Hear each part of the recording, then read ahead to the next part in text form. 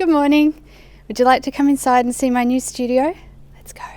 I'm so excited to finally be able to share this space with you. If you are visiting here for the first time and you don't know my story, we've just moved to this beautiful new property. And for the first time in forever, I have a studio all to myself. It's actually a double garage that the former owners converted into a games room. You'll see the games component of the room in a moment, but they did a beautiful job of converting it into a usable room, and it has plenty of space for all of my looms, all of my yarn and everything that I need. In fact, I'm thinking my looms look a little bit small in here because I've always seen them in such a tiny space before. So I guess I'll just start by taking you around the room and showing you how I've set things up. It's certainly not finished, but it's good enough for now, and I've been working really hard at setting this up over the past few days.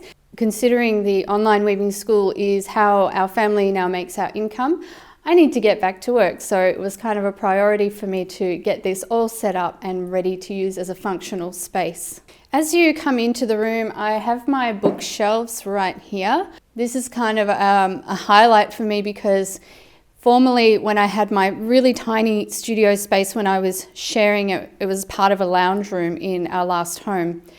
This bookshelf was packed full of yarn, so my books were actually in another spot, had to be. And I'm getting a rather large collection of books now. This is not all of them. And I intend to get more weaving books because I'm a book lover, first of all, and of course I love weaving books, that goes without saying. So I'm collecting as many of these fantastic books as I can. And it's really, really nice to be able to actually use this bookshelf for books. Then as we move along a little further, this is my sewing area, but it's also like a multi-purpose work area. So I've got my sewing machine here, I've got my overlocker or my serger here, and this is the same setup that I had in my last space, and it worked really well because I can slide the machines to the back of this really big table. This table was actually a kitchen table at my husband's house when he was a kid, so this is as vintage as it looks, but it's an awesome sturdy table and it's really great for doing anything, cutting fabric and all that kind of thing. So I can have this extra space here by putting the machines back, and then I've also got space over here to sit my table loom, which is a 16-inch table loom. Along here I've got room for little shelves for bits and bobs, and then I've got further shelving for my yarn. And I've got this lovely window here. There are actually 3 windows in the studio, which is fantastic because you need all the natural light that you can get. And then of course I've also got my studio lighting for doing classes, so I'm going to have all the light that I could possibly need. Then as we continue over this way, we have a rather unusual feature. This was previously used as a bar. I'm not going to be using it as a bar. I don't really tend to drink alcohol in the first place. So for me, this is actually a huge bonus because I've got storage space in behind here. I can easily store heaps of my camera gear and all kinds of things in here. I've got things hanging up here to cover the more bar-y parts of the bar. And there's a ton of shelving once again for the yarn. And when I'm in here, I feel like I'm in a little yarn shop or something. So was it the gold bamboo that you were after? This is a beautiful yarn, and a cup of tea you ordered as well. There you go, have a great day. I think I might have missed my calling. Kelly Casanova, yarn shop owner. Another thing I love about this studio is all of the kind of nooks and crannies, the shelving, and there's like this ridge of shelving running right the way around the room, which is just awesome because now I have little spaces to display my artwork, to put my paints and things like that, which gives me hope that I might actually make some time to do some painting at some point. I have boxes to store all my bits and bobs, and just so much space for display. I do plan on doing a lot of extra display. I'm going to show you some of the walls in a moment that I would like to kind of cover up and make more beautiful.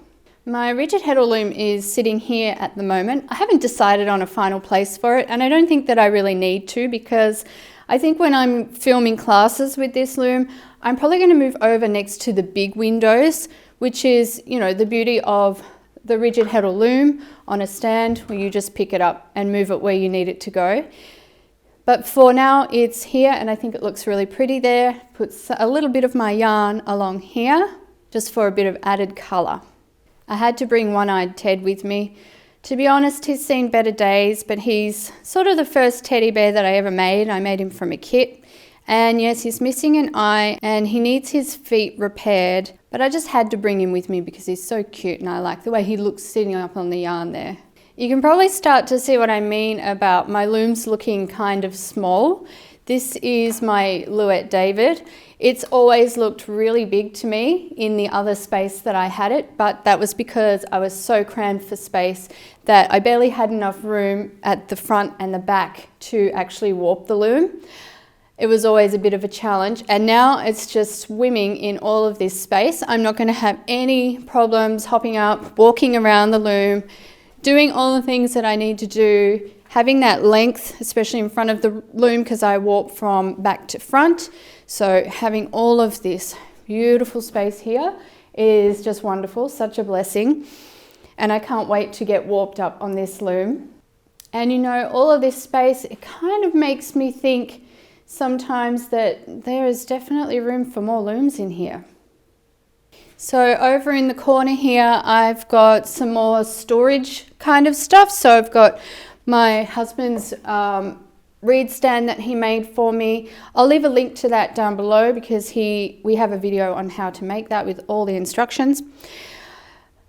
I keep all my reeds in there, I keep pickup sticks and all those little extras that's hard to know where to put. And then over here, I've got my warping board, which is right next to this loom. So awesome because once again, in the last space, it wasn't in the same space as this loom. It had to be somewhere else in order to fit. But I'm going to have it here. I'm not sure yet whether I'm actually going to mount it on the wall. I haven't decided whether I want to have it propped here. It's not as stable as I'd like it to be. So I'll probably end up hanging it, not very high because I'm quite short. I don't want to have it too high for me. Then I've just got more storage over here for some of my things like my boat shuttles, temples, umbrella swift. There's also my cone stand down there. I'll leave a link to that down below as well because my husband also has a tutorial on that. As I was mentioning before, there's all of this shelving around the room, which is just so good. It's not too narrow, so I can actually store things on it. So I've got my Inkle Loom here, and like I said, more room to finally display some of my artwork, which I've never really had the space to do before. Again, I'm not sure if the spinning wheel will stay here. I guess it depends on how often I'm going to use it, but definitely I will move it somewhere a little bit more light when I'm intending to use it. I haven't used my spinning wheel nearly as much as I would like to in recent times, and I have a bit of a yearning to get back to it, so stay tuned for that one. And then we've got here, this is what I was talking about on the walls, that I really want to do some more wall hangings, especially some larger ones to kind of fill in these large brick spaces in between the brick columns. So because this was a garage, it doesn't have any plasterboard on the walls or anything like that. So I think it would be, I'm envisioning some really big throws and some really pretty weavings that I can put up and display on the walls, which I'm really excited about as well. Over here, just in this corner, this is kind of like a cozy corner. So I've put a couch here, another bookshelf with some more of my books and all kinds of papers and necessary things that I need to have, all stored there nice and neatly for now. And I've got some of my cushions and a nice throw here just to make this like a little place where I can sit and look at books and kind of relax. And I just liked the idea of having somewhere comfy to sit, to encourage that feeling of this is not just a workspace, but it's a creative and relaxing space as well. Here you can see one of the really large windows at the front. So This initially would have been one of the garage doors, and there is another really large door over, another really large window next to it. And these bring in a lot of light, so they are just fantastic. Again, in the corner here, I've just got mainly storage stuff. I know that the storage tubs are not that pretty or attractive, but I do have a lot of things like samples, and they all have to go somewhere. I've got a lot of fabric, I've got a lot of yarns. Maybe eventually I'll have some sort of cabinet for those to go in so that they're not just sitting in plastic tubs. I think that'll look a bit nicer. But for now, I'm happy enough that it just looks tidy enough that everything's put away and not strewn all over the place. In the corner there also, I've got my Mirrix Big Sister Tapestry Loom. It's not reassembled just yet, have to get to that. And I've got my little Sampleit there, awesome little book there. If you don't have this book already, you should get it. I'm going to link to that down below as well. And here is the somewhat unwelcome but interesting addition in the studio space. So when we bought the property, part of the deal was that this billiard table, which happens to be in my studio space, came with the house. It's extremely heavy. It can't be lifted just by a couple of people. And to actually get this billiard table in here, the former owners brought it in through the windows, took the windows out, the large windows, and brought it in that way. So it's not something that can just be shifted very easily. I did really want to have this studio space just to myself. Perhaps that's a little bit selfish, but after sharing my space for such a long time, it was something that I really wanted. But at the same time, I like the idea of my family members coming out here to have a game of pool. It is a lovely looking table, so it's not ugly or anything. It just looks a little bit out of place in a weaving studio. Perhaps one day I will have it moved out. I'm not really sure at this point, and we don't really have anywhere else to put it.